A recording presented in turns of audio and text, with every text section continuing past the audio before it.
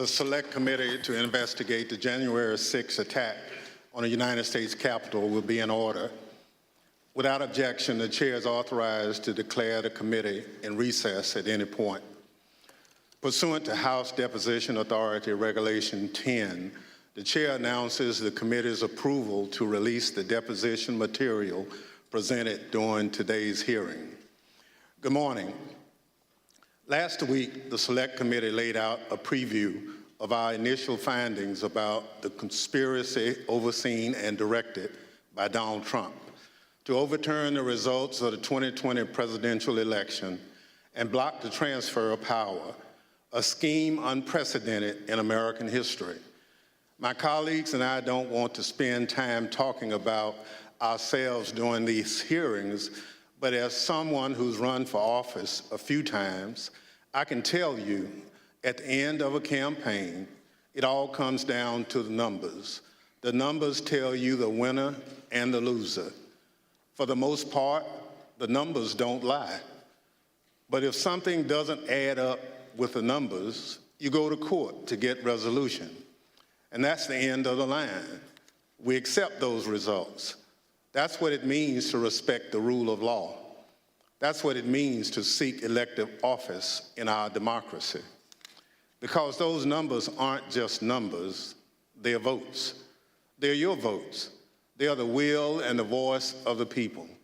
And the very least we should expect from any person seeking a position of public trust is the acceptance of the will of the people, win or lose. Donald Trump didn't. He didn't have the numbers, he went to court. He still didn't have the numbers, he lost. But he betrayed the trust of the American people.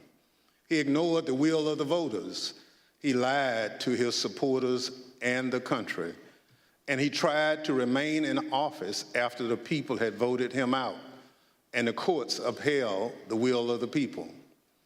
This morning, we'll tell the story of how Donald Trump lost an election and knew he lost an election, and as a result of his loss, decided to wage an attack on our democracy, an attack on the American people by trying to rob you of your voice in our democracy, and in doing so, lit the fuse that led to the horrific violence of January 6th, when a mob of his supporters stormed the Capitol sent by Donald Trump to stop the transfer of power.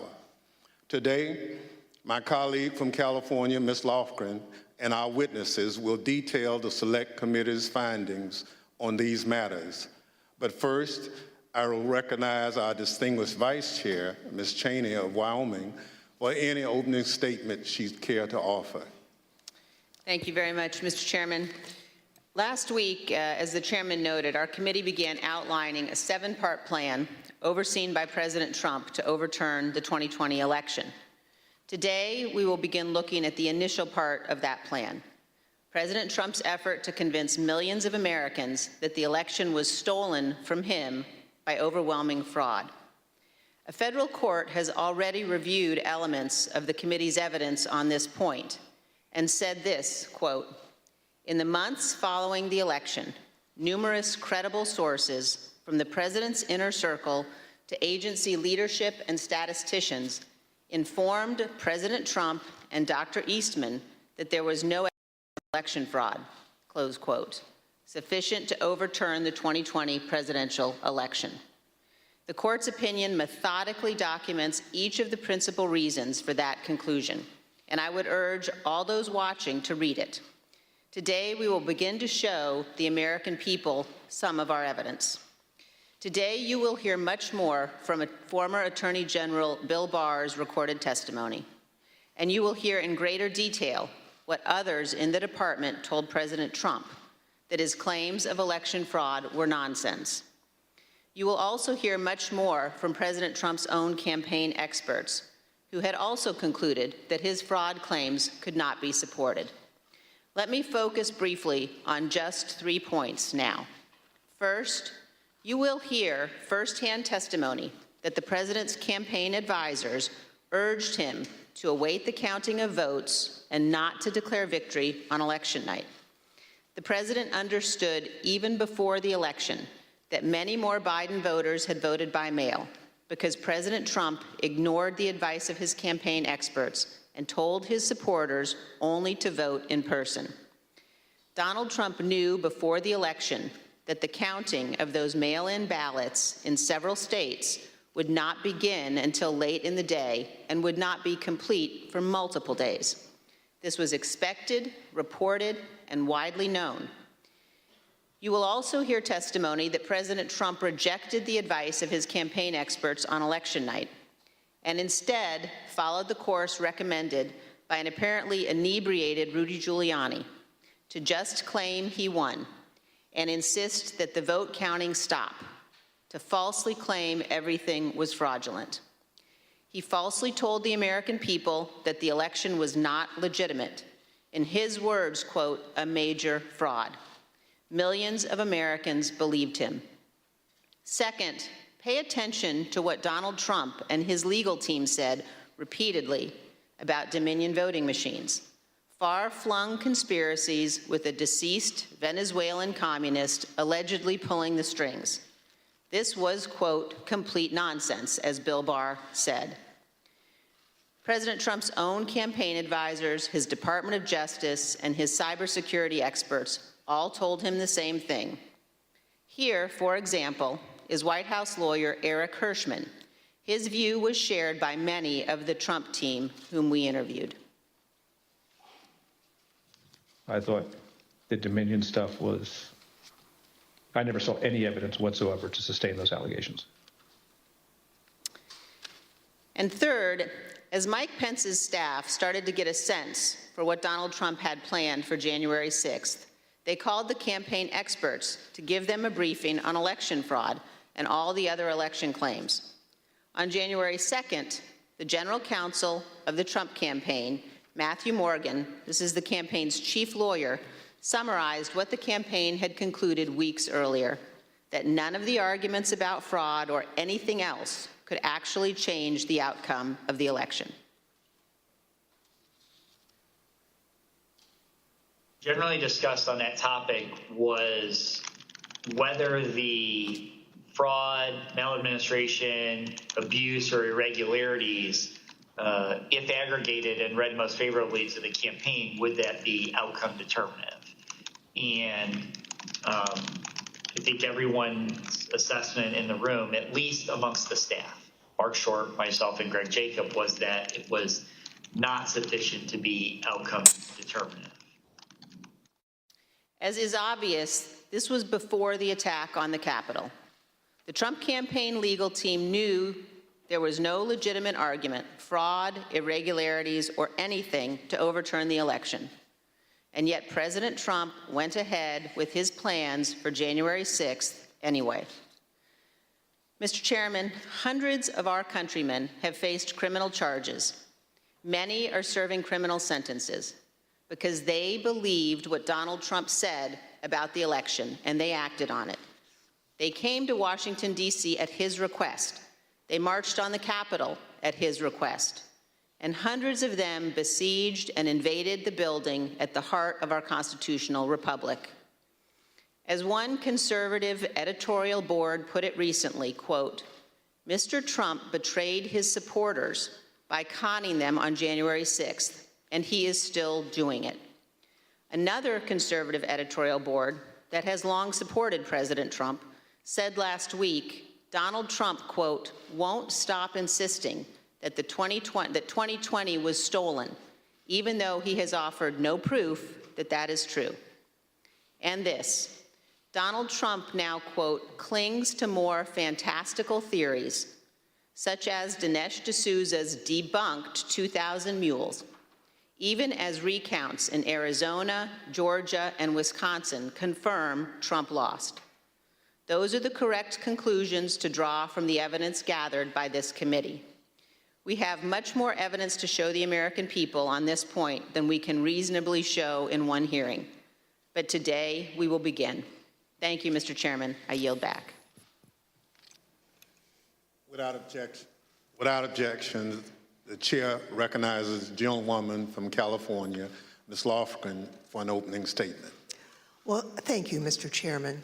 In our opening hearing, we gave an overview of our investigation into the January 6th attack. The plot to overthrow the election was complex and had many parts, which we'll explore in remaining hearings. But today, we examine the false narrative that the 2020 election was, quote, stolen. Former President Trump's plan to overturn the election relied on a sustained effort to deceive millions of Americans with knowingly false claims of election fraud. All elements of the plot relied on convincing his supporters about these false claims. Today, we'll demonstrate the 2020 election was not stolen. The American people elected President Joe Biden. We'll present evidence that Mr. Trump's claims of election fraud were false, that he and his closest advisors knew those claims were false, but they continued to peddle them anyway, right up until the moments before a mob of Trump supporters attacked the Capitol. We'll also show that the Trump campaign used these false claims of election fraud to raise hundreds of millions of dollars from supporters who were told their donations were for the legal fight in the courts. But the Trump campaign didn't use the money for that. The big lie was also a big ripoff. The former president laid the groundwork for these false claims well in advance of the election. As early as April 2020, Mr. Trump claimed that the only way he could lose an election would be as a result of fraud. You know the things with bundling and all of the things that are happening with votes by mail, where thousands of votes are gathered, and I'm not going to say which party does it, but thousands of votes are gathered and they come in and they're dumped in a location, and then all of a sudden you lose elections that you think you're going to win. The only way we're going to lose this election is if the election is rigged. Remember that.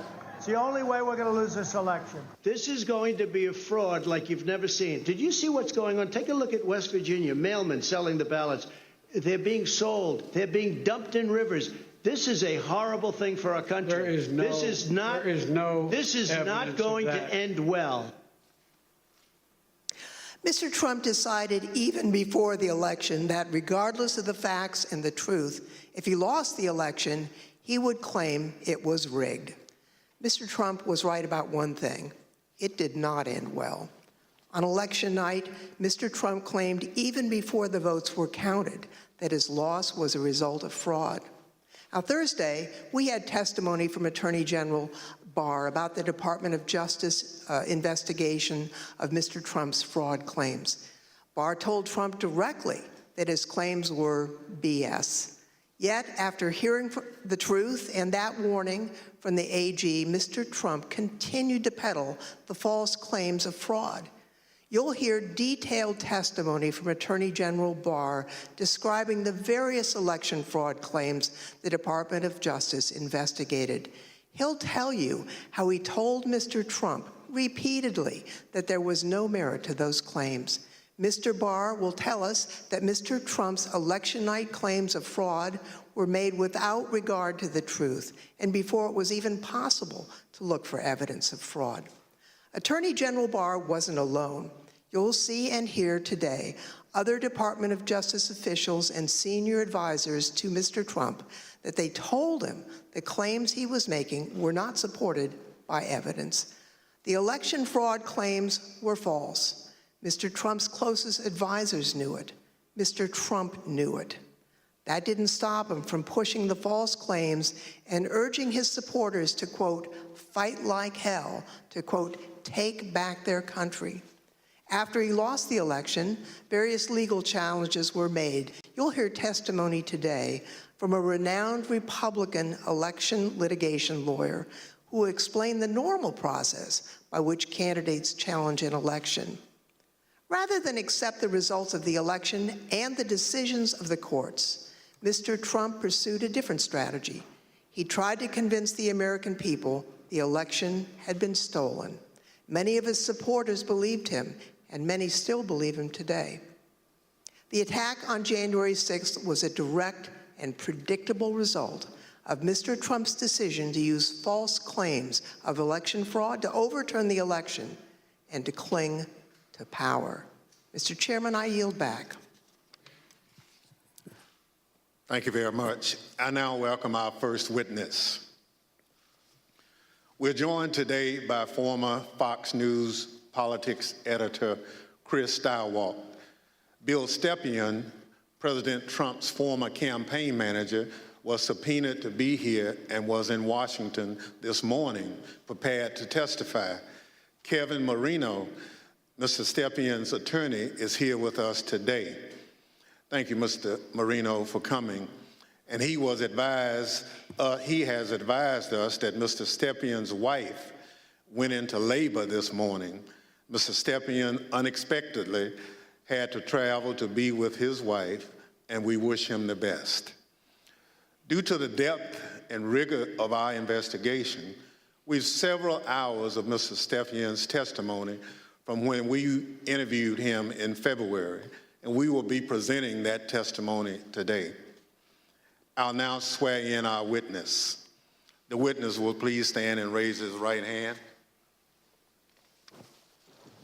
Do you swear or affirm on the penalty of perjury that the testimony you're about to give is the truth, the whole truth, and nothing but the truth? So help you God. Thank you. You may be seated. Let the record reflect the witness answered in the affirmative. I now recognize myself for questions.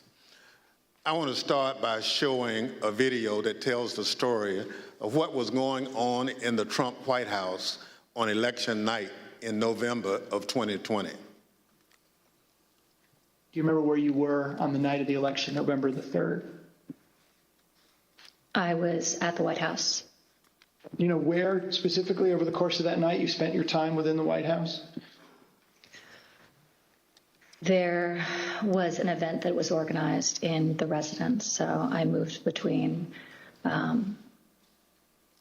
the residence, a room sort of off the residence where some family members were. I take it the president was upstairs in the residence. He was upstairs. We were kind of on the first floor, so not upstairs. We were with mostly with Ivanka and her brothers and a couple other people who'd be coming in and out. Can you just describe the atmosphere? What were people expecting that night when you got to the White House? I think that there was, typically for people who show up there on election night, it's going to be a self-select, more positive environment. I think people were a little bit nervous, not knowing what was going to happen with the red wave or the red mirage as the debate was being carried out. The Fox News Decision Desk is calling Arizona for Joe Biden. That is a big get for the Biden campaign. Arizona's called. Do you remember that? I do. What do you remember happening where you were when Arizona was called? There was surprise at the call. Who was surprised? Most everyone in the room. Were you being one of them? Yes. Did that shift the atmosphere or the attitude in the White House? Completely. How so? Can you describe that? Because Fox News was the first one to go out and say that. So was it anger kind of directed towards Fox News for making a call more so than like disappointment that maybe the campaign lost Arizona? All the above. So both anger and disappointment. Both disappointment with Fox and concern that maybe our data or our numbers weren't accurate. Were you in the White House residence during the sort of past midnight into the early morning hours of November 4th? Yes, oh sure. It went over beyond midnight, yes. Do you remember Rudy Giuliani being at the White House on election night and into the early hours the next morning? I do. What do you remember about when he came? He was, I had heard that he was upstairs, in that aforementioned reception area. And he was looking to talk to the president. And it was suggested instead that he come talk to several of us down off the map room. You said that you had heard that Mr. Giuliani wanted to talk to the president, and then he was directed your way. Did you end up talking to Mr. Giuliani when he was directed your way? I did. What was that conversation? A lot of conversations were directed my way. A few of us, myself, Jason Miller, Justin Clark, and Mark Meadows, gathered in a room off the map room to listen to whatever Rudy presumably wanted to say to the president. Was there anyone in that conversation who, in your observation, had too much to drink? Like Mayor Giuliani.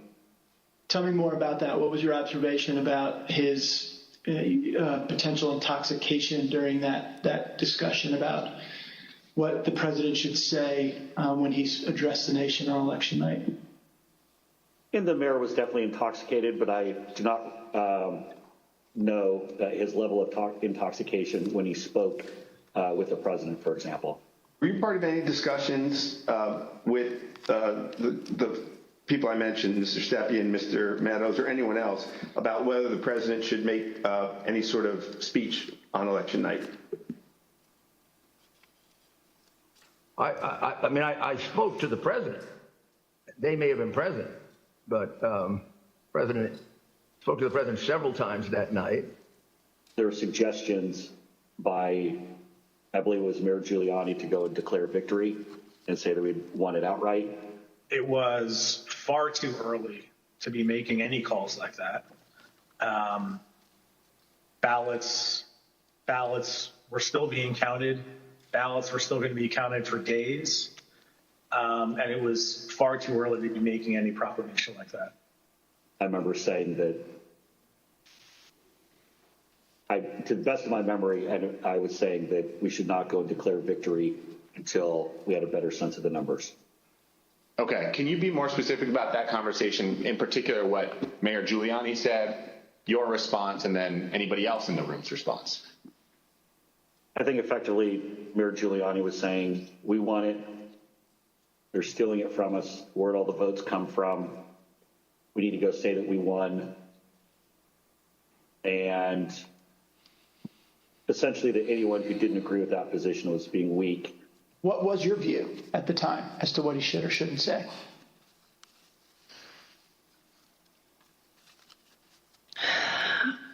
I don't know that I had a firm view as to what he should say. In that circumstance, the results were still being counted. It was becoming clear that the race would not be called on election night. My belief, my recommendation was to say that votes were still being counted.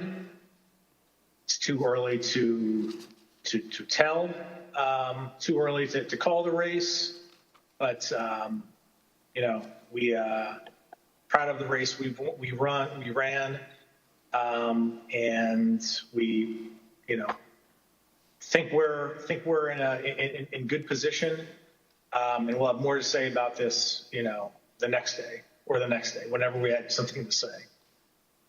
And did anybody who was a part of that conversation disagree with your message? Yes. Who was that? The president disagreed with that. I don't recall the particular words. He thought I was wrong. He told me so, and that they were going to go he was going to go in a different direction. This is a fraud on the American public. This is an embarrassment to our country. We were getting ready to win this election. Frankly, we did win this election.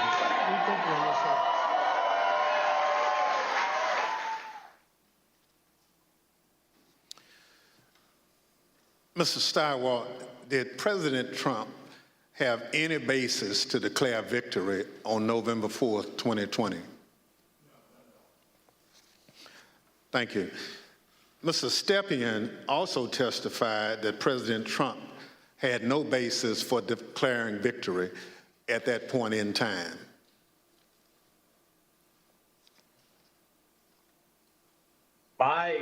my belief, my recommendation was to say that votes were still being counted. It's too early to tell, too early to call the race, but we proud of the race we ran, and we think we're in good position, and we'll have more to say about this the next day or the next day whenever we had something to say. Thank you. Mr. Stilwell, after the votes were counted, who won the presidential election of 2020? Joseph Robinette Biden Jr. of the great state of Delaware. Thank you. That's the bottom line. We've had an election. Mr. Trump lost, but he refused to accept the results of the democratic process. Pursuant to Section 5C8 of House Resolution 503, I now recognize the gentlewoman from California, Ms. Lofgren, for questions. Well, thank you, Mr. Chairman. Mr. Stilwell, I'd like you to explain a term that was thrown around a lot during the election, and that's the so-called red mirage. What does that mean? So in the 40 or 50 years, let's say, that Americans have increasingly chosen to vote by mail or early or absentee, Democrats prefer that method of voting more than Republicans do. So basically, in every election, Republicans win Election Day and Democrats win the early vote. And then you wait and start counting, and it depends on which ones you count first, but usually it's Election Day votes that get counted first. And you see the Republicans shoot ahead, and then the process of bailing and binding and unbinding all those mail-in votes. And some states like Pennsylvania refuse to count the votes first, so you have to wait for all of that to come in. So in every election, and certainly a national election, you expect to see the Republican with a lead, but it's not really a lead. When you put together a jigsaw puzzle, it doesn't matter which piece you put in first, it ends up with the same image. So for us, who cares? But that's because no candidate had ever tried to avail themselves of this quirk in the election counting system. We had gone to pains, and I'm proud of the pains we went to make sure that we were informing viewers that this was going to happen, because the Trump campaign and the president had made it clear that they were going to try to exploit this anomaly. And we knew it was going to be bigger because the percentage of early votes was higher, right? We went from about 45% of the votes being early and absentee to, because of the pandemic, that increased by about 50%. So we knew it would be longer, we knew it would be more. So we wanted to keep telling viewers, hey, look, the number that you see here is sort of irrelevant because it's only a small percentage of these votes. So this red mirage, that's really what you expected to happen on election night? Happens every time. Thank you, Mr. Stilwell. Now, I'd like to play a clip of Attorney General Bill Barr, who also explains what was expected to happen on election night. Right out of the box on election night, the president claimed that there was major fraud underway. I mean, this happened, as far as I could tell, before there was actually any potential of looking at evidence. And it seemed to be based on the dynamic that at the end of the evening, a lot of Democratic votes came in, which changed the vote counts in certain states. And that seemed to be the basis for this broad claim that there was major fraud. And I didn't think much of that because people had been talking for weeks, and everyone understood for weeks that that was going to be what happened on election night. Mr. Stepien obviously could not be with us today, and it's proper for him to be with his wife as they welcome their child. But he also had discussions with the president about the red mirage, that is, that it would be a long night and that early votes would favor him, but that lots more votes would be counted over the course of the night and the days after. So let's play clip 1 from our interview with Mr. Stepien.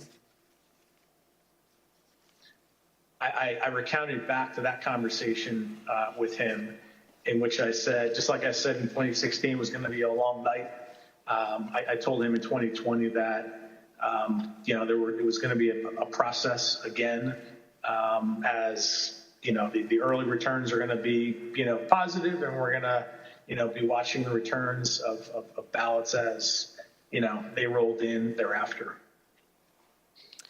So is it fair to say you're trying to present what you thought would be a realistic picture of what might happen over the course of that night, being election night? That night and the days that followed. Yeah, I always told the president the truth, and I think he expected that from me, and I told him it was going to be a process. It was going to be, we're going to have to wait and see how this turned out. So I just like I did in 2016, I did the same thing in 2020. So let's watch a short clip of President Trump speaking after he received that information from his campaign advisors. We want all voting to stop. We don't want them to find any ballots at 4 o'clock in the morning and add them to the list. So when former President Trump said that, it contradicted what his advisors had warned would happen. We all know that mail-in ballots played an important role in the 2020 election. However, President Trump continuously discouraged mail-in voting. Mr. Stepien was so concerned about the president's position on mail-in voting that in the summer of 2020, he met with President Trump along with House Minority Leader Kevin McCarthy. Let's play clip 4. Meeting that was had, in particular, I invited Kevin McCarthy to join the meeting, he being of like mind on the issue with me, in which we made our case for why we believed mail-in voting not to be a bad thing for his campaign. The president's mind was made up, and he understands, how many times to, go to the well on a particular topic. Yeah, I understand. Tell me a little bit more about the argument that you and Mr. McCarthy made to the president in that meeting as to why it wasn't a bad thing that mail-in voting was available. Largely two pillars to that argument, both of which I've previously mentioned. One, leaving a good deal to chance, pushing or urging your voters to vote only on election day leaves a lot to chance. That's A. And B, also previously mentioned, the fact that the Trump campaign, the Republican National Committee, the Republican Party had an advantage of grassroots workers and volunteers on the ground that would allow, an advantage to enhance return rates of ballots that were mailed. Those were the two pillars of the argument. I see. And what, if anything, do you recall Representative McCarthy saying during that meeting? We were echoing the same argument. I mean, his words echoed mine, and vice versa on those two topics. Mr. Stirewalt, you were at the decision desk at Fox News on election night, and you called Arizona early for President Biden, which was controversial. How did you make that call, and where did you think the race stood in the early hours of the next day? Well, it was really controversial to our competitors who we beat so badly by making the correct call first. Our decision desk was the best in the business, and I was very proud to be a part of it. Because we had partnered with the Associated Press and the National Opinion Research Center at the University of Chicago, thanks to my colleague and friend Arnon Mishkin, had built a wonderful device for forecasting the outcomes of elections. So we had a different set of data than our competitors did. We had more research, and we had a better system, and we had a great team. So what you're waiting to see is, do the actual votes match up with the expectations in the poll? The real votes are testing the quality of your poll in targeted precincts and in targeted places. And let me tell you, our poll in Arizona was beautiful, and it was doing just what we wanted it to do, and it was cooking up just right. And at some point, and I forget exactly who, but at some point it became clear that Arizona was getting ready to make a call. So we, my boss, Bill Salmon, said we're not making any call until everybody says yes, because that was always our policy, unanimity. And you have to understand, or in this room, you have, the best. People from academia, Democrats, Republicans, a broad cross-section of people who had worked together for a decade, who are really serious about this stuff. So we knew it would be a consequential call because it was one of 5 states that really mattered, right? Wisconsin, Michigan, Pennsylvania, Georgia, Arizona were the ones that we were watching. We knew it would be significant to call any one of those 5, but we already knew Trump's chances were very small and getting smaller based on what we had seen. So we were able to make the call early. We were able to beat the competition. We looked around the room, everybody says yay, and on we go. And by the time we found out how much everybody was freaking out and losing their minds over this call, we were already trying to call the next state. We had already moved on. We were to Georgia, we were to North Carolina, we were looking at these other states. So we thought we were pleased, but not surprised. I see. After the election, as of November 7th, in your judgment, what were the chances of President Trump winning the election? After that point? Yes. None. I mean, I guess it's always possible that you could have, a truckload of ballots be found somewhere, I suppose. But once you get into this space, ahead of today, I thought about what are the largest margins that could ever be overturned by a recount, and the kind of stuff that we heard Mike Pence talking about, sounding like a normal Republican that night when he said, we'll keep every challenge. Nothing like that. In a recount, you're talking about hundreds of votes. When we think about calling a race, one of the things that we would think about is it outside the margin of a recount? And when we think about that margin, we think about, in modern history, you're talking about 1,000 votes, 1,500 votes at the way, way outside. Normally, you're talking about hundreds of votes, maybe 300 votes that are going to change. So the idea that through any normal process in any of these states, remember, he had to do it thrice, right? He needed 3 of these states to change. And in order to do that, I mean, you're at an infant. You're better off to play the Powerball than to have that come in. On November 7th, the other major news outlets called the race for President Biden. Now, Mr. Stepien told the committee that he thought the odds were, and this is a quote, very, very, very bleak, and held a meeting with the president that same day. Let's show clip 8. Video clip 8.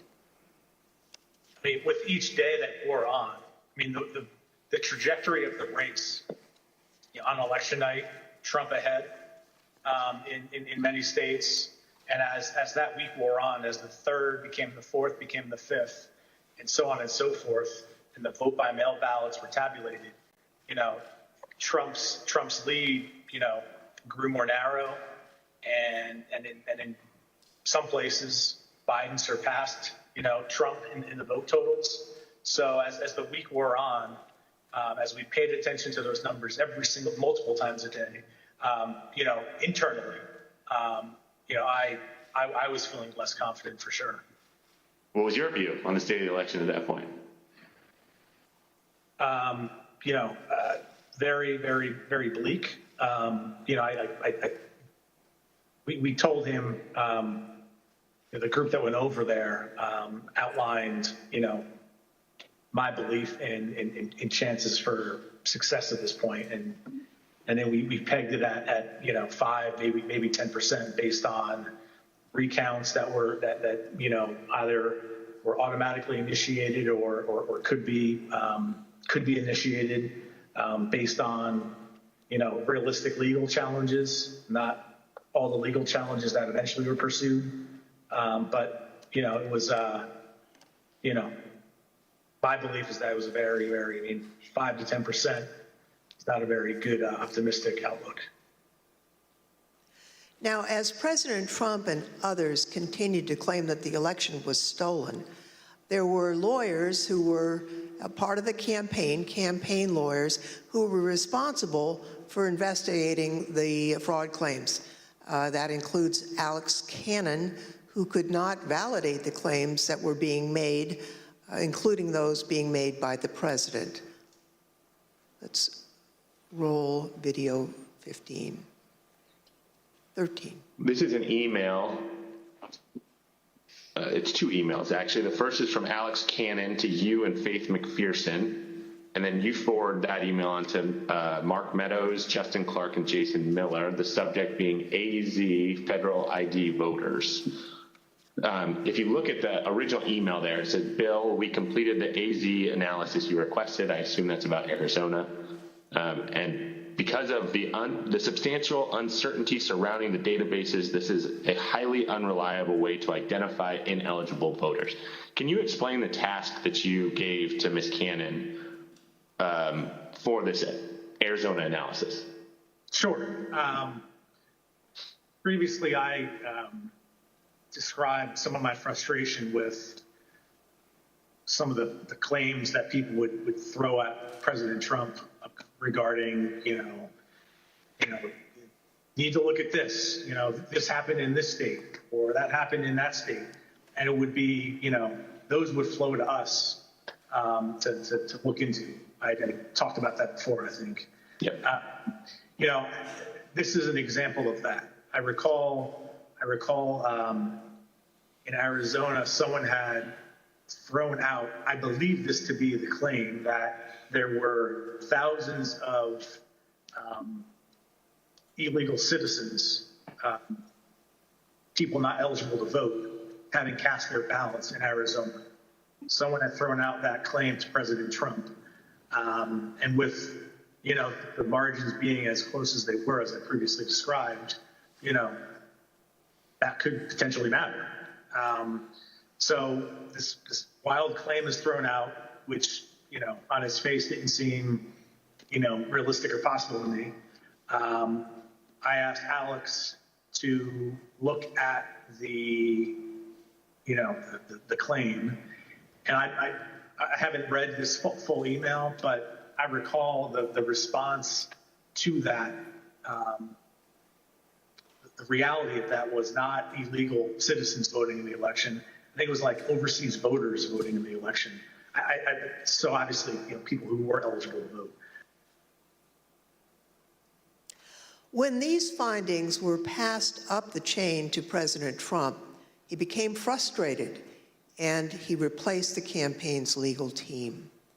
Let's play clip 14.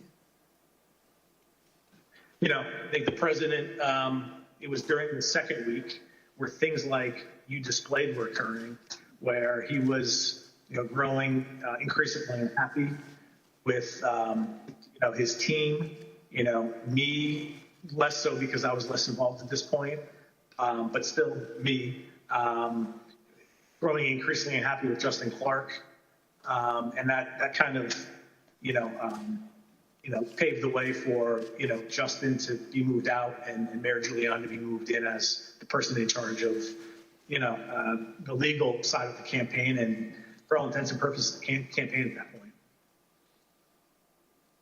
Now, when Mr. Stepien became campaign manager, he was the second Trump campaign manager for the 2020 race, and there were only about 115 days until Election Day. So let's play the video.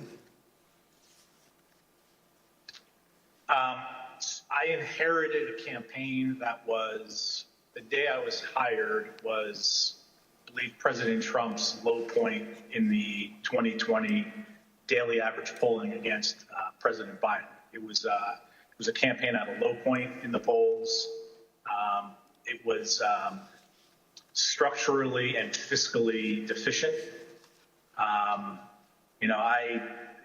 There was a great deal wrong with the campaign in both of those in both of those areas. So most of my day spent fixing and I think I took over with 115 days left in the campaign. Most of my time was spent fixing the things that could be fixed with 115 days left in the campaign. Now, Mr. Stepien has been in the campaign field for a long time, and he worked for lots of different candidates and campaigns. He testified to this committee about his concerns given the claims that Mr. Giuliani and Ms. Powell and their team were making publicly. Let's play clip 15.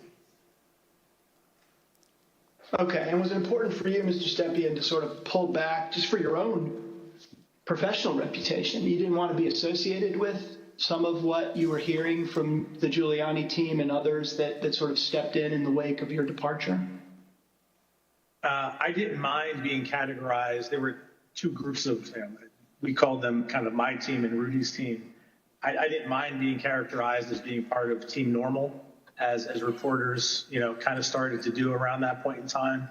I said, hours ago, early on that, I've been doing this for a long time, 25 years, and I've spanned, political ideologies from Trump to McCain to Bush to Christie, and, I can work under a lot of circumstances for a lot of varied, candidates and politicians, but a situation where, and I think along the way I've built up a pretty good, I hope, a good reputation for being honest and professional, and I didn't think what was happening was necessarily honest or professional at that point in time. So that led to me stepping away.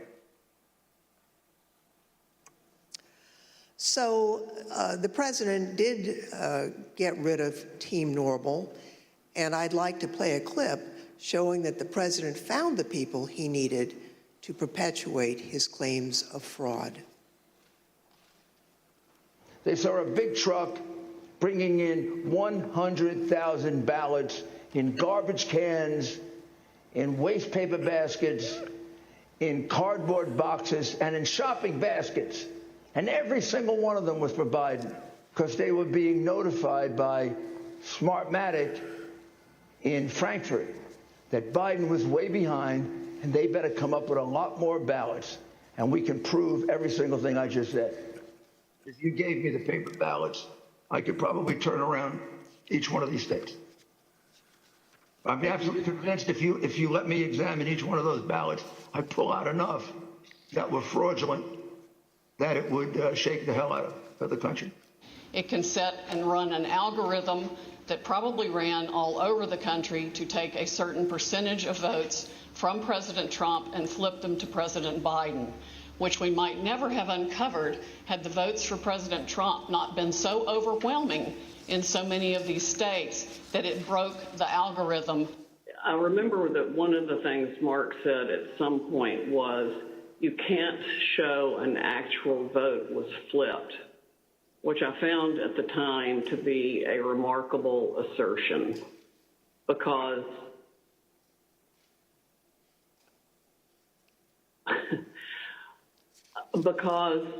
you don't have to have the gun to see the body lying on the floor bleeding out with 5 bullet holes in it was killed by a gun.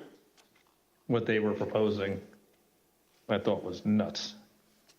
The theory was also completely nuts, right? I mean, it was a combination of Italians, Germans. I mean, different things have been floating around as to who was involved. I remember Hugo Chavez and the Venezuelan. She has an affidavit from somebody who says they wrote a software in, it's something with the Philippines, and just all over the radar.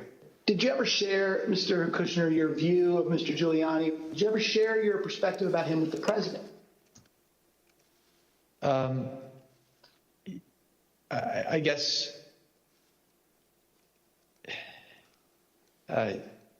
yes. Tell me what you said. Basically, not the approach I would take if I was you.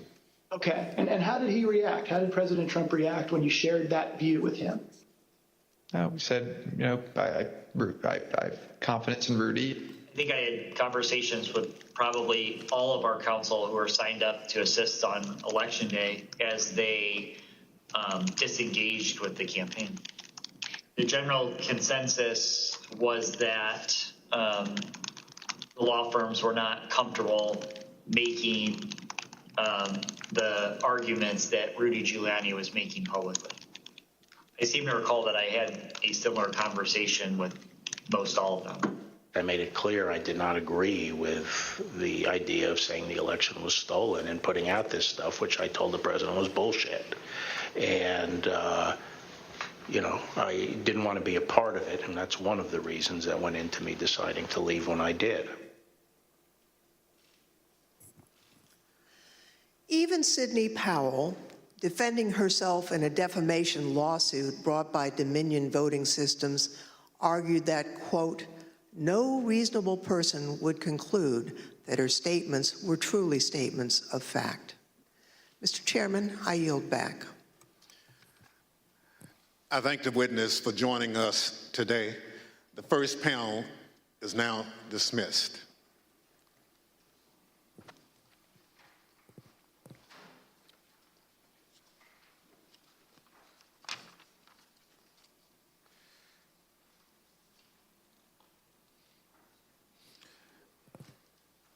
Without objection, the chair recognizes the gentlewoman from California, Ms. Lofgren.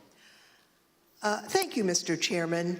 Last week, we presented the testimony of former Attorney General Bill Barr, who testified before this committee. Today, we present additional evidence, including his testimony that former President Trump started making claims of election fraud immediately after the election, and that Barr concluded the claims were untrue. Now, due to the length of Attorney General Barr's testimony, we're only going to include relevant portions at the hearing today. So let's play the video. The department, in fact, when we received specific and credible allegations of fraud, made an effort to look into these to satisfy ourselves that they were without merit. And I was in the posture of trying to figure out, there was an avalanche of all these allegations of fraud that built up over a number of days, and it was like playing whack-a-mole because something would come out one day and then the next day it would be another issue.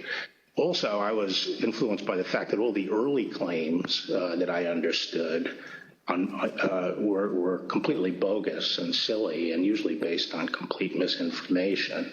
And so I didn't consider the quality of claims right out of the box to give me any, feeling that there was really substance here.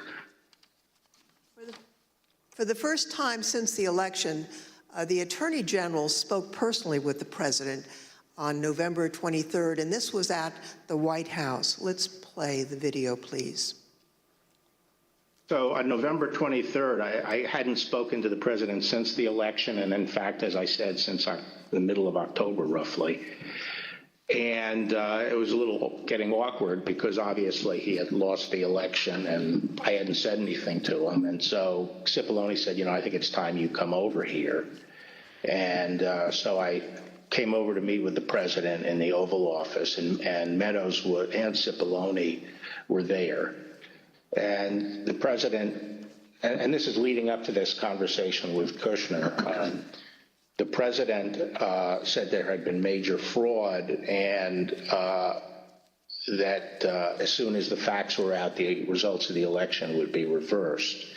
And he went on this for quite a while, as he's prone to do. And then he got to something that I was expecting, which is to say that apparently the Department of Justice doesn't think that it has a role of looking into these fraud claims. So I said, that has to be the campaign that raises that with the state. The department doesn't take sides in elections, and the department is not an extension of your legal team. And our role is to investigate fraud, and we'll look at something if it's specific, credible, and could have affected the outcome of the election.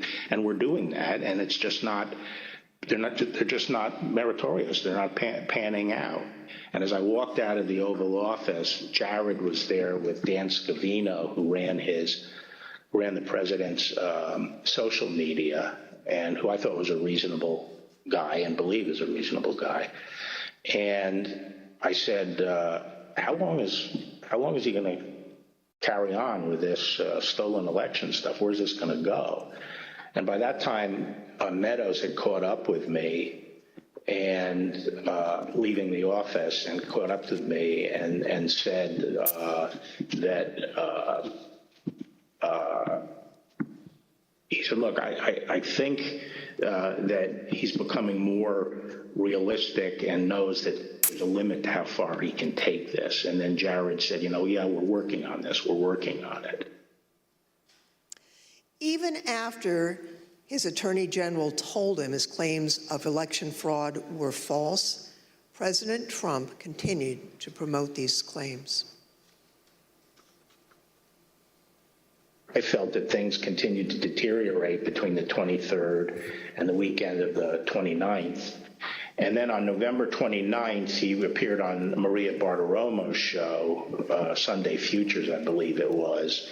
And he said that the department was missing in action. Well, no, we had glitches where they moved thousands of votes from my account to Biden's account. And these are glitches. So they're not glitches, they're theft, they're fraud, absolute fraud. This election was over, and then they did dumps.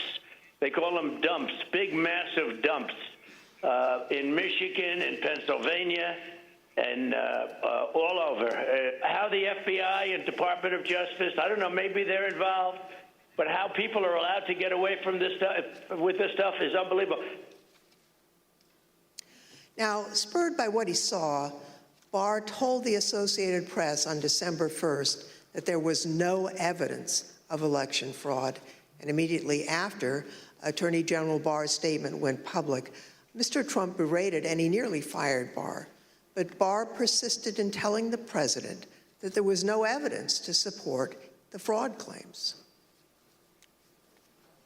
This got under my skin, but I also felt it was time for me to say something. So I set up a lunch with the AP reporter, Mike Balsamo, and I told him at lunch, I made this statement that to date we have not seen fraud on a scale that could have affected a different outcome in the election.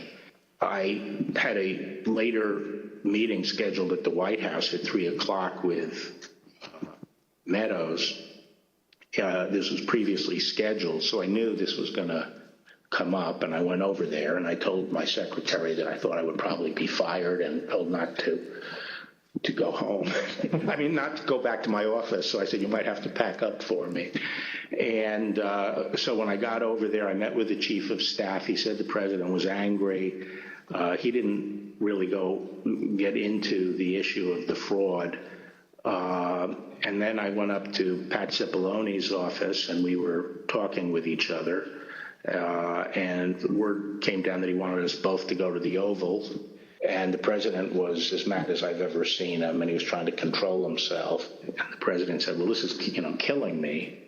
You didn't have to say this. You must have said this because you hate Trump. You hate Trump. And then he raised the big vote dump, as he called it, in Detroit.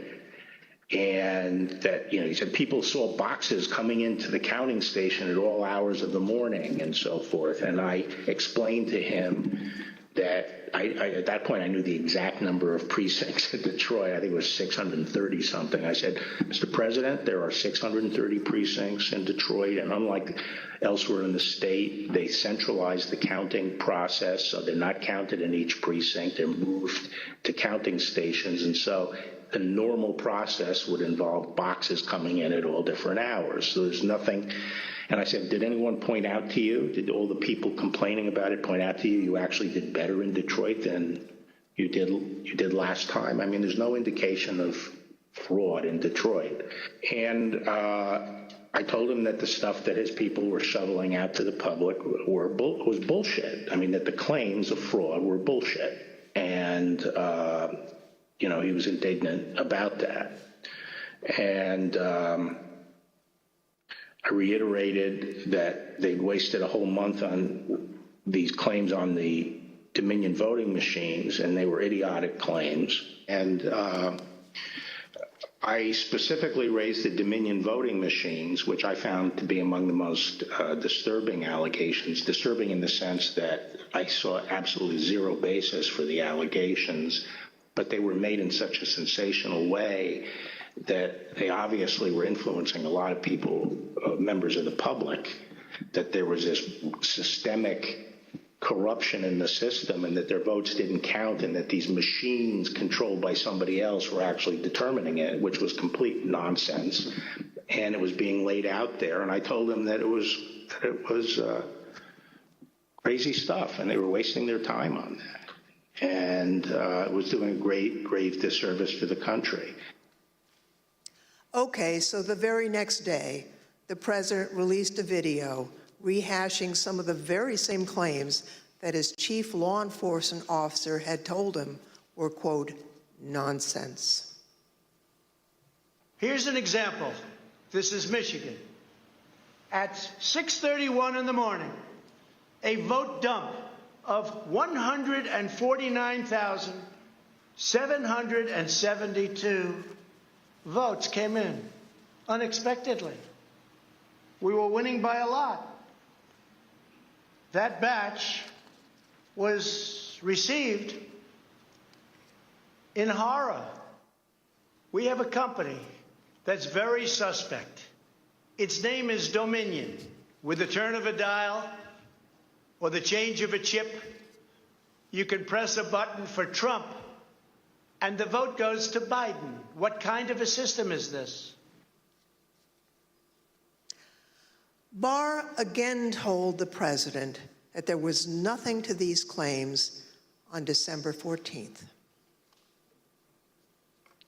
When I walked in, sat down, he went off on a monologue saying that there was now definitive evidence involving fraud through the Dominion machines. And a report had been prepared by a very reputable cybersecurity firm, which he identified as Allied Security Operations Group, and he held up the report, and then he asked that a copy of it be made for me. And while a copy was being made, he said, you know, this is absolute proof that the Dominion machines were rigged.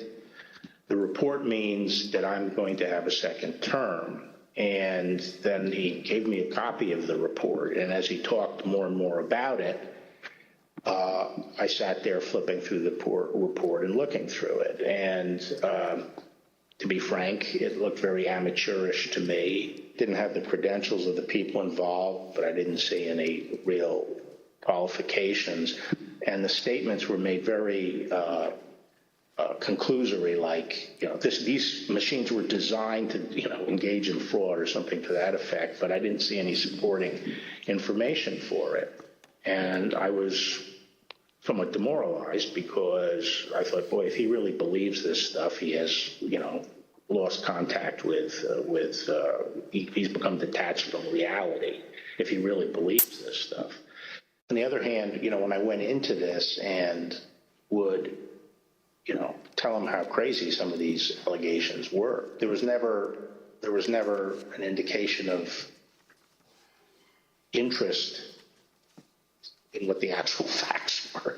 My opinion then and my opinion now is that the election was not stolen by fraud. And I haven't seen anything since the election that changes my mind on that, including the 2000 Mules movie. Well, maybe you can assess that 2,000 mules, and people are talking about that. Well, I mean, just in a nutshell, you know, I just think that the GBI was unimpressed with it, and I was similarly unimpressed with it because I think I was holding my fire on that to see what the photographic evidence was, because I thought, well, hell, if they have a lot of photographs of the same person dumping a lot of ballots in different boxes, you know, that's hard to explain.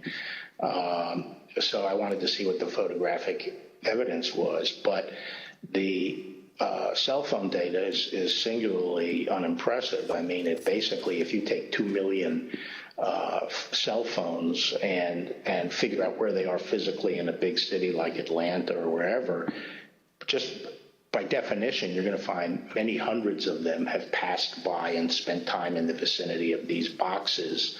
And the premise that, if you go by a box, 5 boxes or whatever it was, that's a mule is just indefensible. It by definition, you're going to have hundreds of this. I mean, I saw one contractor said, we figured out that our truck alone would account for 6 cell phone signals.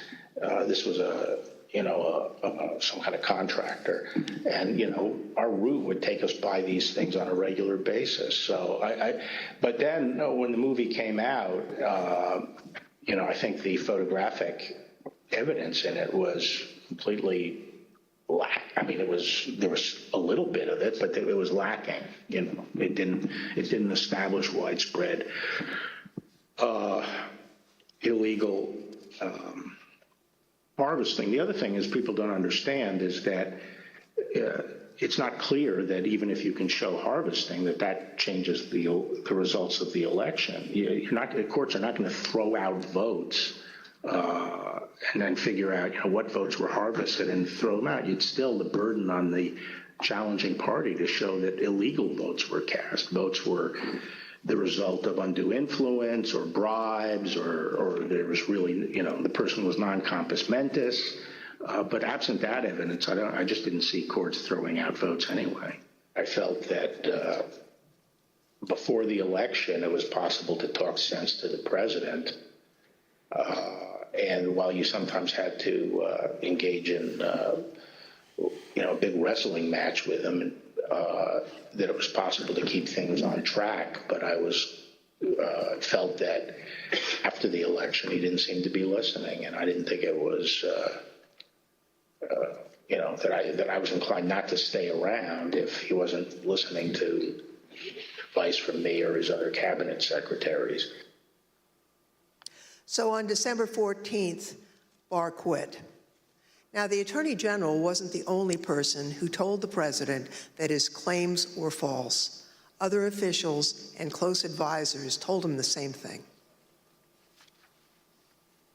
Rather than try to address a counterfactual or a hypothetical, let me just say there were instances where the president would say, people are telling me this, or I've heard this, or I saw on television, this impropriety in Atlanta or Pennsylvania or something. And we were in a position to say, our people have already looked at that, and we know that you're getting bad information, that's not correct.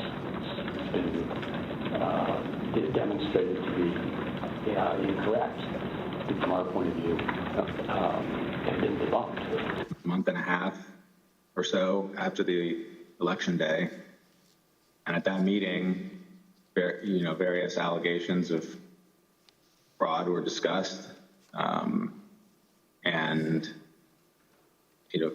Eric and Pat didn't, told the group, the president included, that none of those allegations had been substantiated to the point where they could be the basis for any litigation challenge to the election. President Trump's own vice president and his top advisors also knew that there wasn't evidence to support the claims that the president was making. Anyone else other than Mr. Meadows who asked you about the status outside of your legal group, Mr. Morgan and the others you mentioned, anyone else who asked you the status of what you were finding in your assessment of it? Yes, sir. Who's that? Peter Navarro. When did you talk to Mr. Navarro? Mid-November. Around the same time as Mr. Meadows? Yes, sir. And tell me about that conversation. I recall him asking me questions about Dominion and maybe some other categories of allegations of voter fraud. And I remember telling him that I didn't believe the Dominion allegations because I thought the hand recount in Georgia would resolve any issues with a technology problem and with Dominion or Dominion flipping votes. And I mentioned at that time that the CISA, Chris Krebs, had recently released a report saying that the election was secure. And I believe Mr. Navarro accused me of being an agent of the deep state working with Chris Krebs against the president. And I never took another phone call from Mr. Navarro. Anyone else besides Mr. Meadows, Mr. Navarro, Mr. Hirschman that you had discussions with inquiring about what you were finding in your review of the allegations that were pouring in?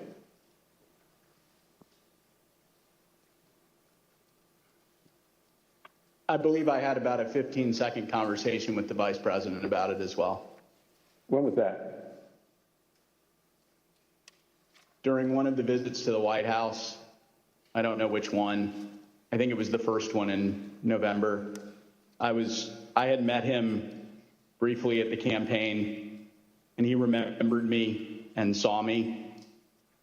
And he asked what I was doing on the campaign, and I told him that, you know, we were looking into some of the issues related to voter fraud. And he asked me, I don't remember his exact words, but he asked me if we were finding anything. And I said that I didn't believe we were finding it, or I was not personally finding anything sufficient to alter the results of the election. And he thanked me. That was our interaction. At a later hearing, you'll hear live testimony from the former acting Deputy Attorney General of the Department of Justice, Rich Donahue.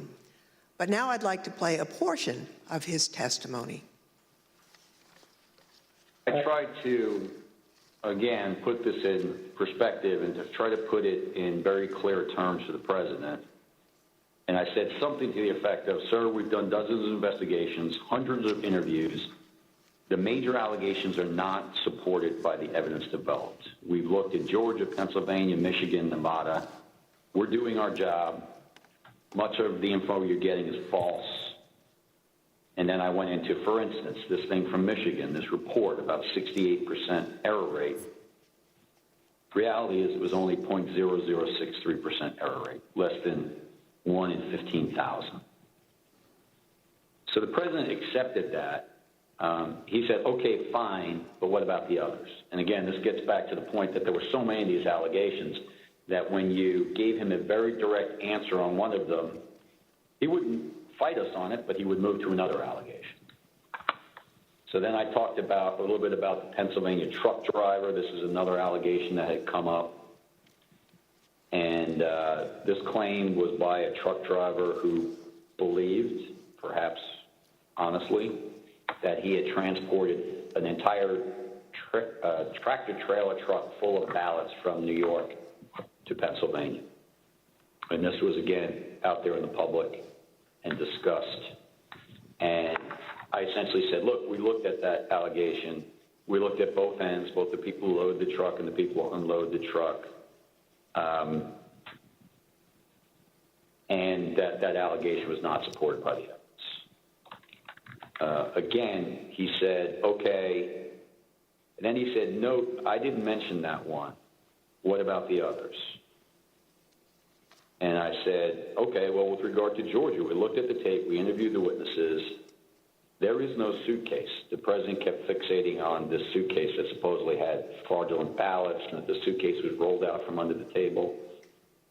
And I said, no, sir, there is no suitcase. You can watch that video over and over. There is no suitcase. There is a wheeled bin where they carry the ballots, and that's just how they move ballots around that facility. There's nothing suspicious about that at all. I told them that there was no multiple scanning of the ballots. One part of that allegation was that they were taking one ballot and scanning it through 3 or 4 or 5 times to rack up votes, presumably for Vice President Biden. I told them that the video did not support that. Then he went off on double voting. At the top of the next page, he said, dead people are voting. Indians are getting paid to vote. He meant people on Native American reservations.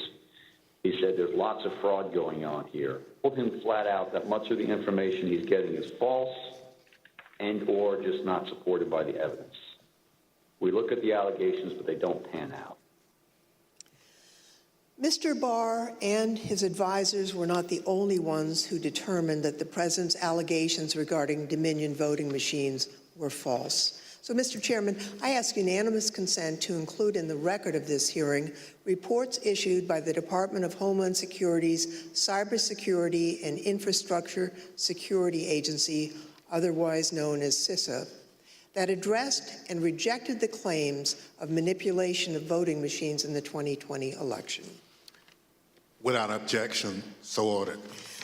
Thank you, Mr. Chairman. I also ask unanimous consent to include in the record a report prepared by the Michigan Senate Oversight Committee that disproved claims of election fraud in Michigan, as well as a statement by 59 of the country's leading election security scientists noting the absence of any credible evidence that the 2020 election had been altered through technical compromise, and 5 other reports from organizations and individuals confirming there was no widespread fraud in the 2020 election or describing the spread of the former president's lies.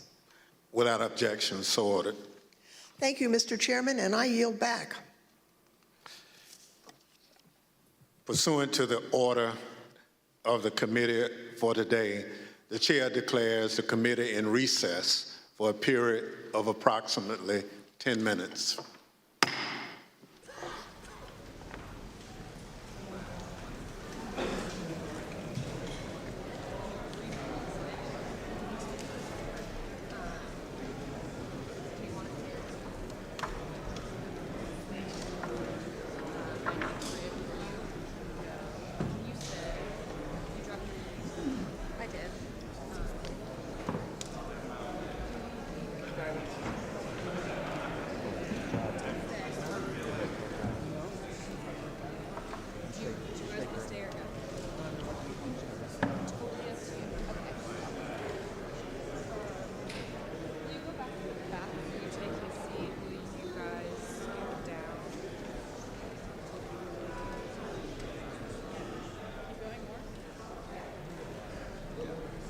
I'm going to stay. I'm just going to go to use the restroom.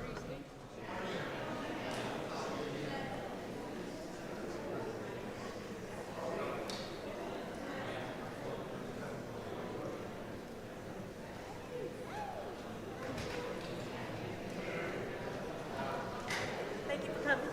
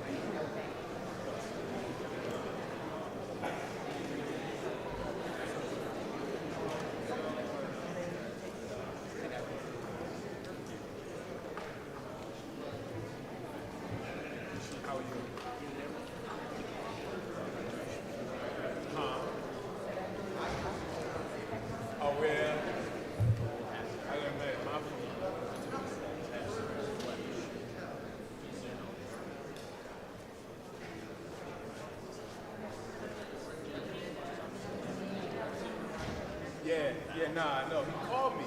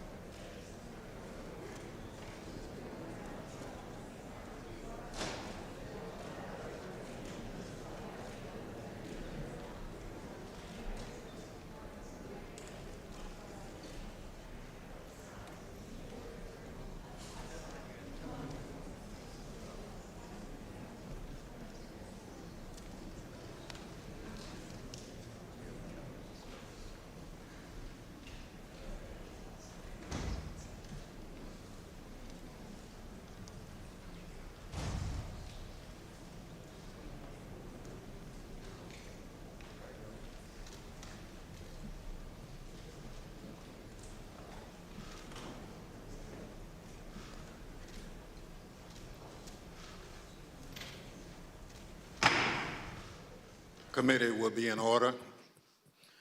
I now welcome our second panel of witnesses. We're joined today by B.J. Pac, Al Smith, and Ben Ginsburg. Mr. Pac is the former United States Attorney for the Northern District of Georgia. Mr. Smith is a former city commissioner for the city of Philadelphia, where he served for more than 10 years. Mr. Ginsburg is one of the leading election law attorneys in the country and has represented Republican presidential candidates in election litigation dating back to 2000, where he represented George W. Bush in the Bush v. Gore litigation. I will now swear in our witnesses. Please stand and raise your right hand. Do you swear or affirm on the penalty of perjury that the testimony you're about to give is the truth, the whole truth, and nothing but the truth? So help you God.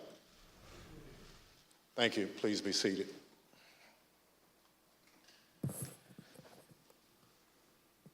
Let the record reflect the witnesses answered in the affirmative. Pursuant to Section 5C8 of House Resolution 503, I now recognize the gentlewoman from California, Ms. Lofgren, for questions. Thank you, Mr. Chairman. Before the break, I think you all heard Mr. Barr and Mr. Donahue talk about the false claims that Mr. Trump and his supporters made about suitcases of fake ballots in Georgia. We have a witness here today who thoroughly investigated that issue. Mr. Pac, I want to thank you for appearing before us today. You were appointed by President Trump to serve as a U.S. Attorney for the Northern District of Georgia, and you served from 2017 until January of 2021.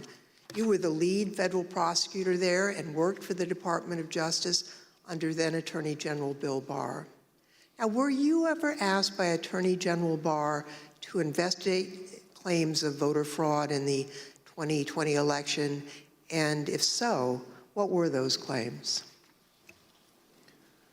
Thank you, Congressman Lofgren. Thank you for the question. Approximately December 4th, I believe, of 2020, Attorney General Barr and I had a conversation about an unrelated case to the case at issue. At the end of the conversation, Mr. Barr had asked me if I had seen a certain videotape that was being reported in the news where Mr. Giuliani, in a Senate subcommittee hearing that was held the day before, May 3rd, showed a videotape of a purportedly a security tape at the State Farm Arena in Atlanta, which is also in Fulton County, in the city of Atlanta. Yes. At the time, Mr. Barr asked me that he had made a public statement that he had not seen any widespread election fraud that would question the outcome of the election. And because of the videotape and the serious allegation that Mr. Giuliani was making with respect to the suitcase full of ballots purported in the video, he asked me to find out what I could about it, because he had envisioned that in some days after our call that he was going to go to the White House for a meeting, and then that issue might come up. He asked me to make it a priority to get to the bottom of, to try to substantiate the allegation made by Mr. Giuliani. Thank you. I understand the Georgia Secretary of State's office investigated those State Farm Arena allegations and didn't find any evidence of fraud. What did you find when your office conducted its own investigation? We found that the suitcase full of ballots, the alleged black suitcase that was being seen pulled from under the table, was actually an official lockbox where ballots were kept safe. We found out that there was a mistake in terms of a misunderstanding that they were done counting ballots or tallying ballots for the night, and the partisan watchers that was assigned by each of the respective parties were announced to send home. But once they realized the mistake, someone from the Secretary of State's office had indicated that, no, we're not done for the night. You need to go ahead and continue counting. So once they packed up the lockbox full of ballots, they brought back the official ballot box again and continue to tally the ballots from the lockbox. Unfortunately, during the Senate hearing, Mr. Giuliani only played a clip that showed them pulling out the official ballot box from under the table and referring to that as a smoking gun of fraud in Fulton County. But in actuality, in review of the entire video, it showed that that was actually an official ballot box that was kept underneath the tables.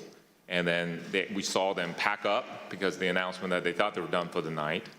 And then once the announcement was made that you should continue counting, they brought the ballot box out and they continued to count.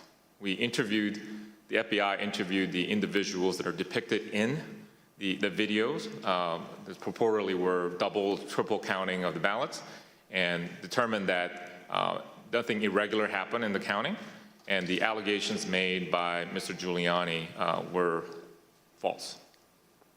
Thank you very much. I'd like to play again a testimony from Mr. Donahue, who appeared before the committee before today. Mr. Donahue, we talked at some length about whether or not the White House or the president was informed about the Antrim report. On the result of the investigations, the interviews that have gone on Fulton County, how would those results have been communicated to the White House, to the president? I don't know how they were initially communicated. I do know that they came up in subsequent conversations with the president, and Dag Rose and I essentially told him we looked into that, and it's just not true. Okay, so he was informed. I told the president myself that several times in several conversations, that these allegations about ballots being smuggled in a suitcase and run through the machine several times, it was not true. That we looked at the video, we interviewed the witnesses, it was not true. Mr. Pac, after you left the U.S. Attorney's Office on January 4th, 2021, did the next U.S. Attorney there, I think Mr. Trump's personal pick, Bobby Christine, did he investigate any remaining claims of fraud? And if so, did he find any evidence that supported the president's claims of voter fraud? It is my understanding that Mr. Christine continued any investigations that were pending at the time of my departure, but he was unable to find any evidence of fraud that affected the outcome of the election. So after investigating the president's and Mr. Giuliani's claims about voter fraud in Georgia, is it your view today that there was no evidence of widespread fraud sufficient to undermine confidence in the outcome of the election in Georgia? That is correct. Thank you, Mr. Pac. And I want to thank you also for the service that you've given to our country. We appreciate that. Next, I'd like to turn to President Trump's false allegations about election integrity in Philadelphia. The Attorney General discussed these allegations at some length. You know, the idea, the president has repeatedly suggested that there was some kind of outpouring of unexpected votes in inner city areas like Philadelphia as recently as January 13th when he walked off the NPR set. He was asked by the interviewer, what's your evidence of fraud? And he said more people voted in Philadelphia than there were voters. And that was absolute rubbish. The turnout in Philadelphia was in line with the state's turnout, and in fact, it was not as impressive as many suburban counties. And there was nothing strange about the Philadelphia turnout. It wasn't like there was all these unexpected votes that came out in Philadelphia. So, I think once you actually look at the votes and then there's an obvious explanation. For example, in Pennsylvania, Trump ran weaker than the Republican ticket generally. He ran weaker than two of the state candidates. He ran weaker than the congressional delegation running for federal Congress, and he ran weaker than the Republican, I think. I haven't looked at this recently, but he generally was a weak element on the Republican ticket, so that does not suggest that the election was stolen by fraud. How about Pennsylvania and Bill McSwain? We were talking to the U.S. Attorney in Philadelphia about an alleged discrepancy between the number of absentee ballots issued and the number of ballots cast. Right. So that was one of the big ones for a period of time. I think that was raised at Gettysburg by Giuliani or something like that. But it kept on being repeated, and I found it annoying because it didn't seem that it was right. So I called McSwain, and he got back to me. He said, no, the problem is that Mastriano threw out this number, and what he did was he mixed apples and oranges. He took the number of applications for the Republican primary, and he compared it to the number of absentee votes cast in the general election. But once you actually go and look and compare apples to apples, there's no discrepancy at all. And, that's one of the, I think at some point I covered that with the president. We have another witness here today who has detailed knowledge about the election process in Philadelphia. Mr. Schmidt, at the time of the 2020 presidential election, you were serving as the only Republican member of Philadelphia's three-member city commission, which is responsible for overseeing elections throughout the city. Is that correct? That's correct, Congressperson. So President Trump made numerous claims regarding fraudulent voting practices in Philadelphia, including the claim that dead people were voting. In fact, Mr. Giuliani told Pennsylvania state legislators that 8,000 dead people voted in Pennsylvania. You investigated those claims of voter fraud. Can you tell us what you found? Not only was there not evidence of 8,000 dead voters voting in Pennsylvania, there wasn't evidence of 8. We took seriously every case that was referred to us, no matter how fantastical, no matter how absurd, and took every one of those seriously, including these. As it turns out, even Mr. Trump's campaign lawyers knew that the dead voter claims weren't valid.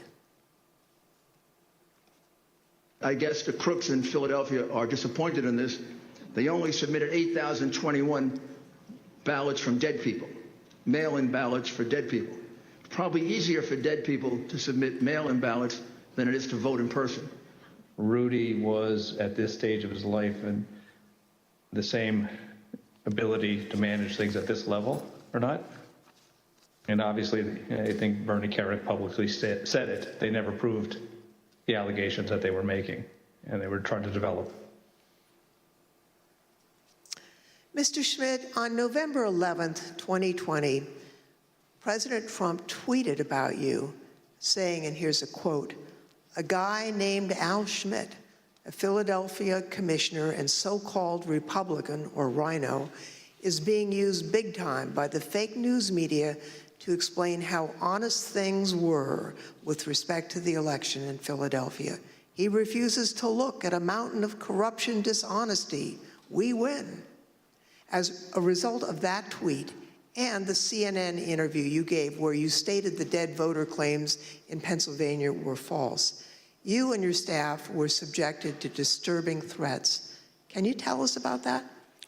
The threats prior to that tweet, and on some level it feels almost silly to talk about a tweet, but we can really see the impact that they have, because prior to that, the threats were pretty general in nature.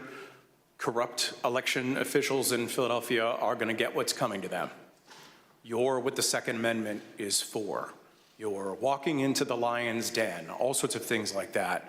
After the president tweeted at me by name, calling me out the way that he did, the threats became much more specific, much more graphic, and included not just me by name, but included members of my family by name, their ages, our address, pictures of our home, just every bit of detail that you could imagine.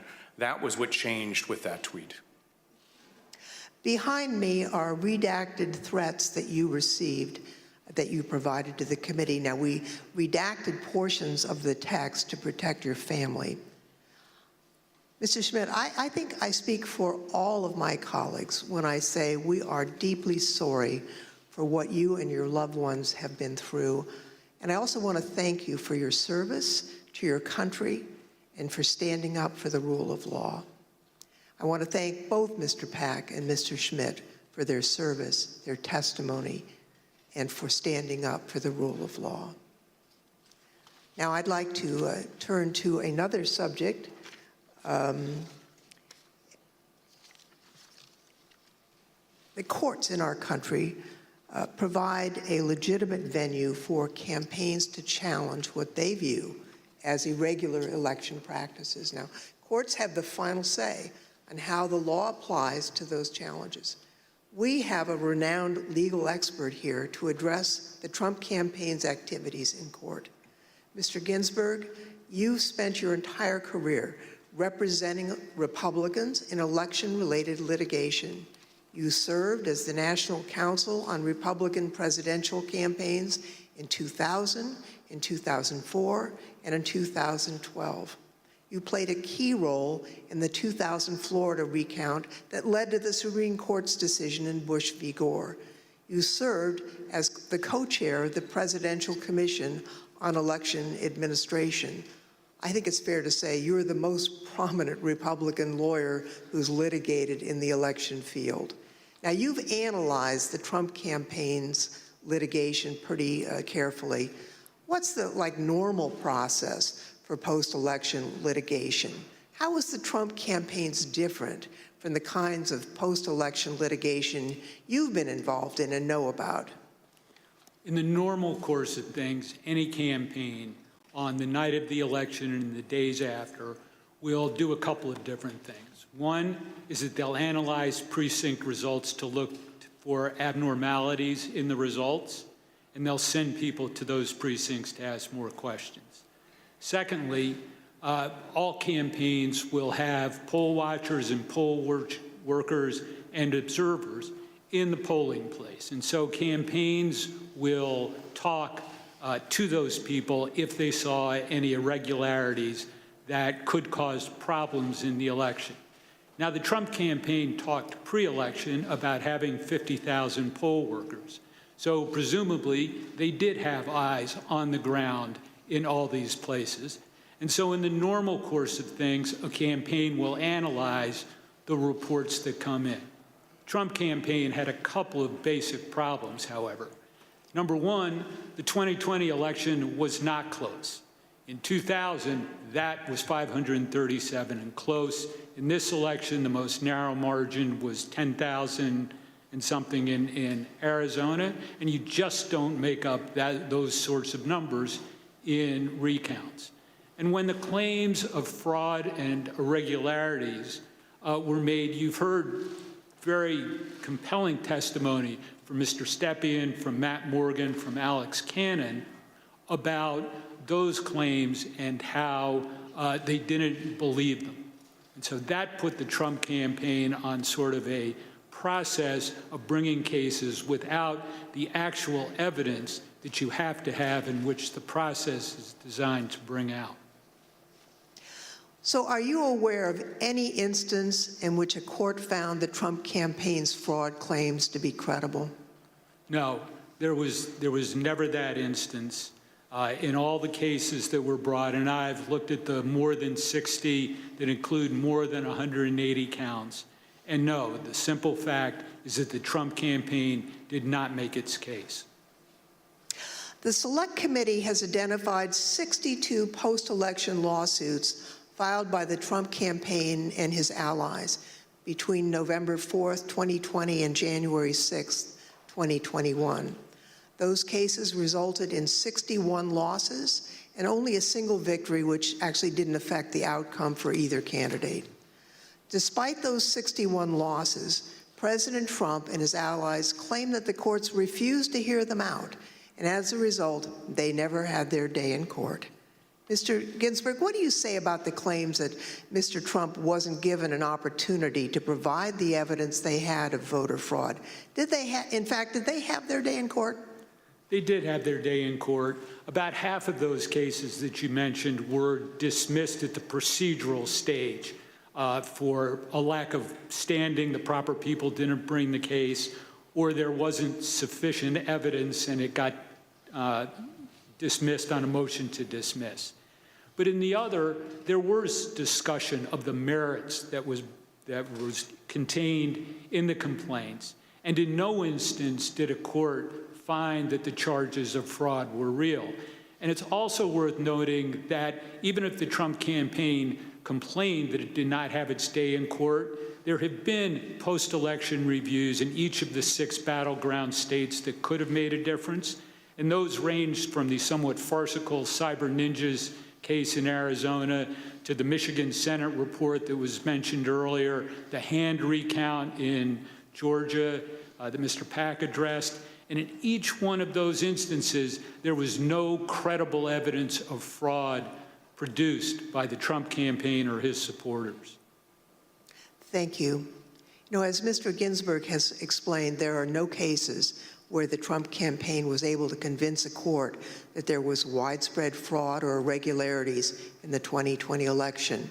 Over and over, judges appointed by Democrats and Republicans alike directly refuted this false narrative. They called out the Trump campaign's lack of evidence for its claims, and the judges did that even in cases where they could have simply thrown out the lawsuit without writing a word.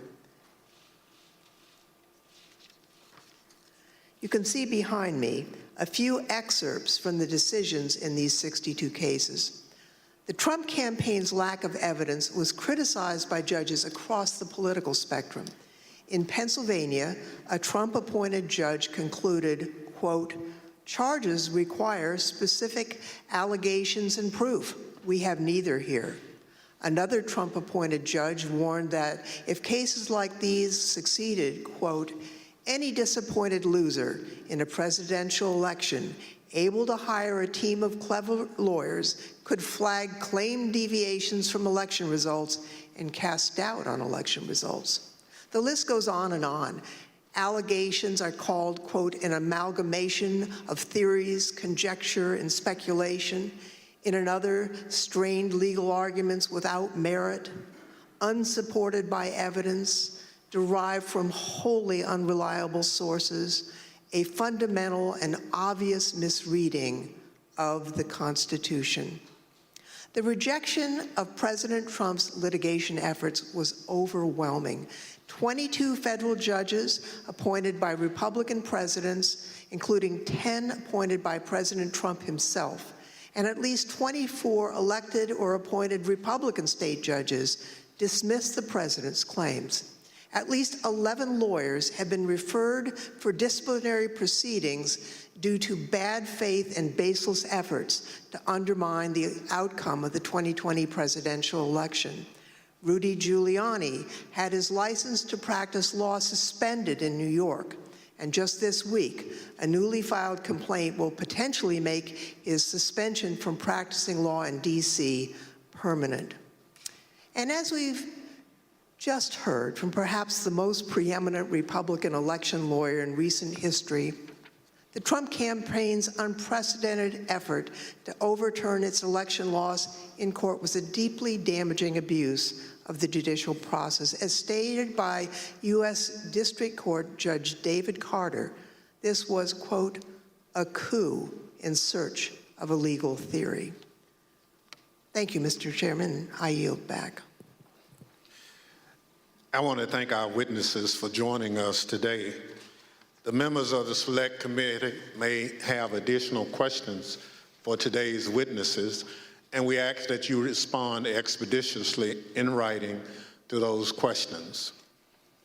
Without objection, members will be permitted 10 business days to submit statements for the record, including opening remarks and additional questions for the witnesses. The second panel of witnesses is now dismissed.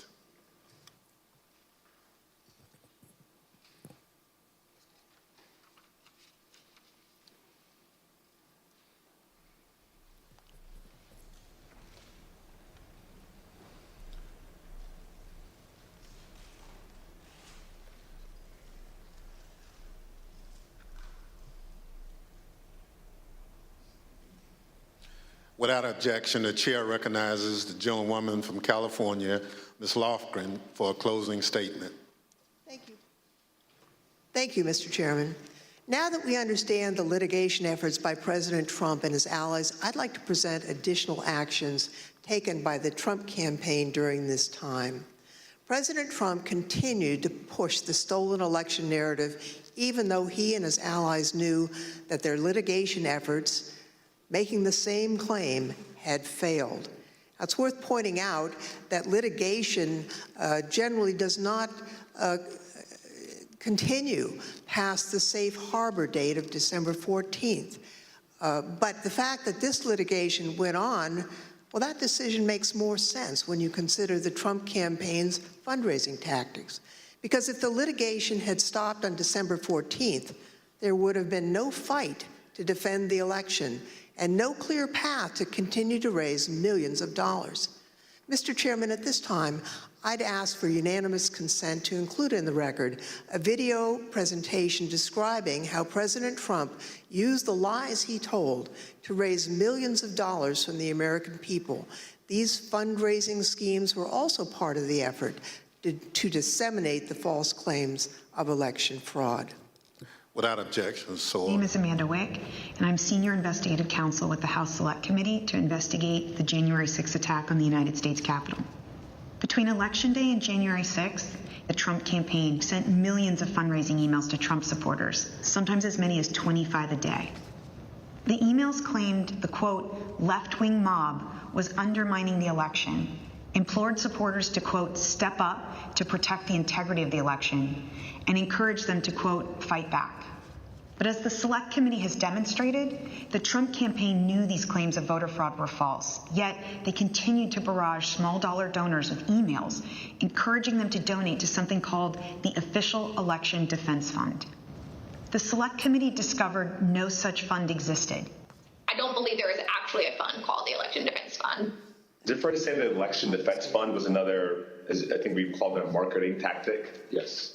And tell us about these funds as marketing tactics. Just a topic matter where money could potentially go to be, how money could potentially be used.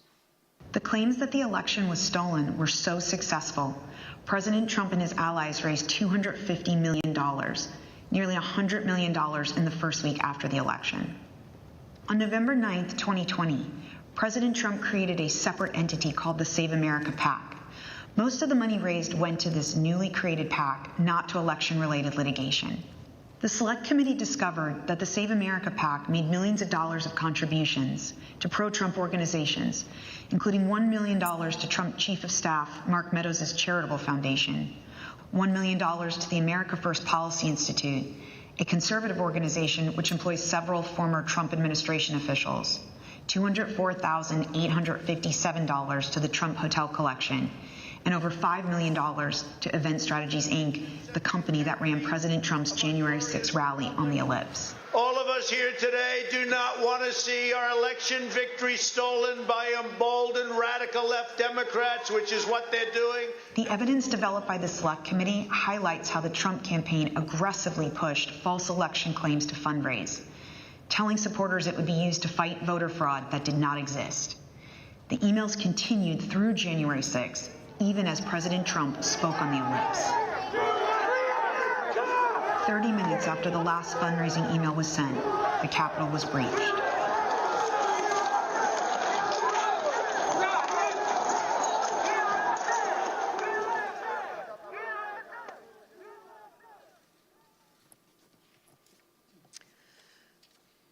Every American is entitled and encouraged to participate in our electoral process. Political fundraising is part of that. Small dollar donors use scarce disposable income to support candidates and causes of their choosing, to make their voices heard. And those donors deserve the truth about what those funds will be used for. Throughout the committee's investigation, we found evidence that the Trump campaign and its surrogates misled donors as to where their funds would go and what they would be used for. So not only was there the big lie, there was the big ripoff. Donors deserve to know where their funds are really going. They deserve better than what President Trump and his team did. Mr. Chairman, I yield back. Without objection, the chair recognizes the gentlewoman from Wyoming, Ms. Cheney, for a closing statement. Thank you very much, Mr. Chairman. Mr. Chairman, I would like to thank all of our witnesses today. And I'd also like to, in particular, wish Mr. Stepien and his family all the best on the arrival of a new baby. Today's hearing, Mr. Chairman, was very narrowly focused. And in the coming days, you will see the committee move on to President Trump's broader planning for January 6th, including his plan to corrupt the Department of Justice and his detailed planning with lawyer John Eastman to pressure the Vice President, state legislatures, state officials, and others to overturn the election. Let me leave you today with one clip to preview what you will see in one of our hearings to come. This is the testimony of White House lawyer Eric Hirschman. John Eastman called Mr. Hirschman the day after January 6th, and here is how that conversation went. I said to him, "Are you out of your effing mind?" Right? I said, I only want to hear two words coming out of your mouth from now on: orderly transition.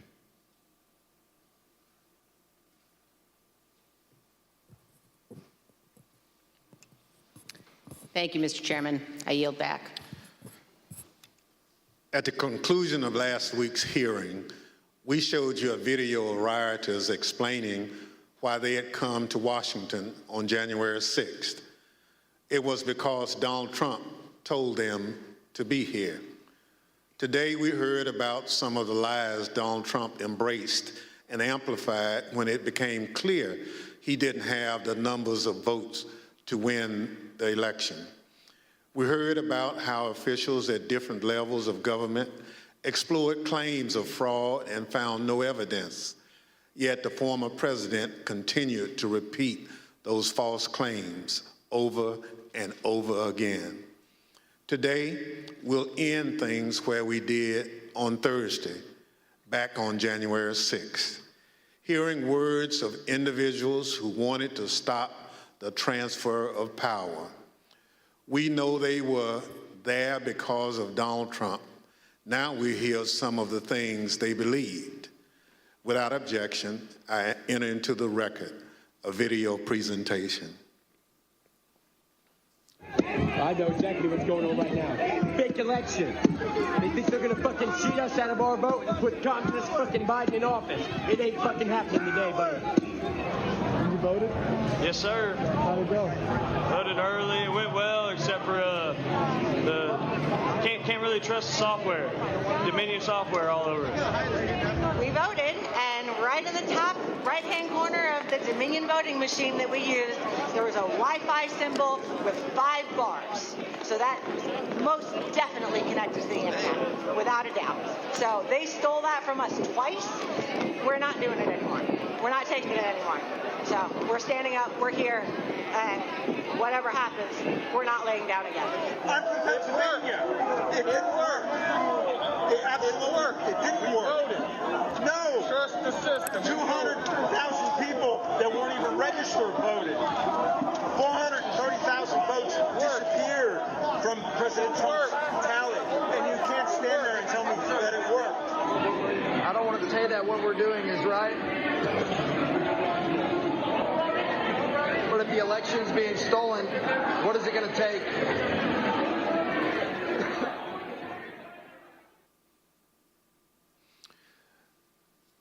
The chair requests those in the hearing room remain seated until the Capitol Police have escorted members from the room.